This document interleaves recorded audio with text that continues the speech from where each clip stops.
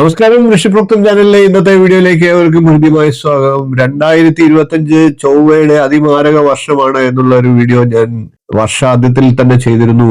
ആ വീഡിയോ കണ്ടിട്ടില്ലാത്തവർ കാണുക. ചൊവ്വ ദോഷകരമായിട്ടുള്ള ജാതകമുള്ളവർ വളരെ സൂക്ഷിക്കേണ്ട വർഷമാണ്.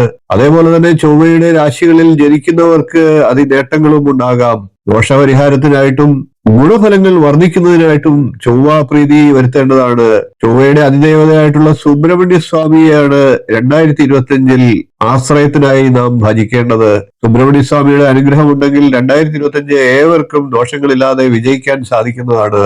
സംഖ്യാശാസ്ത്രപരമായിട്ടും ഇപ്പോഴുള്ള രാശിസ്ഥിതി മൂലവും ഒക്കെ വളരെയേറെ പ്രാധാന്യമുള്ള ഒരു വർഷമാണ് ചൊവ്വയെ സംബന്ധിച്ച് 2025. അതുകൊണ്ട് തന്നെ ആരും ഉപേക്ഷ വിചാരിക്കാതിരിക്കുക. സുബ്രഹ്മണ്യ സ്വാമിയെ മുറുകി പിടിക്കുക. വീഡിയോ കണ്ട പലരും എന്നോട് സുബ്രഹ്മണ്യ പ്രീതിക്കായിട്ട് ചെയ്യേണ്ട ചില കാര്യങ്ങളെ പറഞ്ഞു കൊടുക്കണം എന്ന് ആവശ്യപ്പെട്ടിരുന്നു. അതിന്റെ അടിസ്ഥാനത്തിലാണ് ഞാൻ ഈ വീഡിയോ ചെയ്യുന്നത്. നമുക്ക് വിഷയത്തിലേക്ക് കിടക്കാം. ചൊവ്വയുടെ ഇപ്പോഴുള്ള ഗോചരസ്ഥിതി മൂലവും 2025 എന്ന വർഷത്തിന്റെ പ്രത്യേകത മൂലവും ചൊവ്വയുടെ സ്വാധീനം മൂലവും ഒക്കെ ഈ ലോകത്ത് തന്നെ പല ദുരിതങ്ങളും ഉണ്ടായേക്കാം. വീഡിയോയിൽ അത് വ്യക്തമായിട്ട് പ്രതിപാദിച്ചിട്ടുണ്ട്. ഇതുവരെയുള്ള സംഭവ വികാസങ്ങളിൽ നിന്ന് അത് ഏതാണ്ട് ശരിവെക്കുന്നതാണ്. പല സ്ഥലങ്ങളിലും പ്രശ്നങ്ങളും അനിഷ്ടങ്ങളും വിമാന അപകടങ്ങളും അഗ്നിബാധയും ഒക്കെ ഉണ്ടായതായിട്ട് നാം പത്രങ്ങളിലൂടെ വായിച്ചു കഴിഞ്ഞു. ജാതകത്തിൽ ചൊവ്വ അനിഷ്ട സ്ഥാനങ്ങളിൽ നിൽക്കുന്നവർ, ഭാവാധിപത്യം കൊണ്ട് ചൊവ്വ അനിഷ്ടമായിട്ടുള്ള രാശിക്കാർ, കൂടാതെ ജാതകത്തിൽ അഗ്നിമാരുത യോഗം പോലെയുള്ള യോഗങ്ങളുള്ള ജാതകക്കാർ, ഇവരൊക്കെ നിർബന്ധമായിട്ടും സുബ്രഹ്മണ്യ പ്രീതി വരുത്തേണ്ടതാണ്. ചൊവ്വയുടെ മന്ത്രങ്ങളും സുബ്രഹ്മണ്യ സ്വാമിക്ക് വഴിപാടുകളും ഒക്കെ ചെയ്യേണ്ടതാണ്. നമുക്ക് ഇന്ന് പ്രേക്ഷകരുടെ ആവശ്യപ്രകാരം അത്തരത്തിൽ ചെയ്യേണ്ട ചില വഴിപാടുകളെയാണ് പ്രതിപാദിക്കുന്നത്. ആഴ്ചയിൽ ഒരു ദിവസമെങ്കിലും സുബ്രഹ്മണ്യ സ്വാമി ക്ഷേത്രങ്ങളിൽ ദർശനം നടത്താൻ സാധിക്കുന്നവർ അത് ചെയ്യുക. അതിന് സാധിക്കാത്തവർ മാസത്തിൽ ഒരിക്കലെങ്കിലും നിർബന്ധമായിട്ട് സുബ്രഹ്മണ്യ സ്വാമി ക്ഷേത്രങ്ങളിൽ ദർശനം നടത്തുക. കുമാരസൂക്ത അർച്ചന, നാരങ്ങാമാല സമർപ്പണം, പഞ്ചാമൃതം വഴിപാടായി കഴിക്കുക തുടങ്ങിയ കാര്യങ്ങളെ ചെയ്യുന്നത് സുബ്രഹ്മണ്യ പ്രീതിക്ക് അനുകൂലമാണ്. ചൊവ്വയുടെ ദോഷങ്ങളെയൊക്കെ ഇല്ലാതാക്കാനായിട്ട് സാധിക്കും. ചൊവ്വാഴ്ച ദിവസങ്ങളിൽ ചുവന്ന വസ്ത്രം ധരിക്കുന്നതും അനുകൂല ഫലത്തെ നൽകുന്നതാണ്.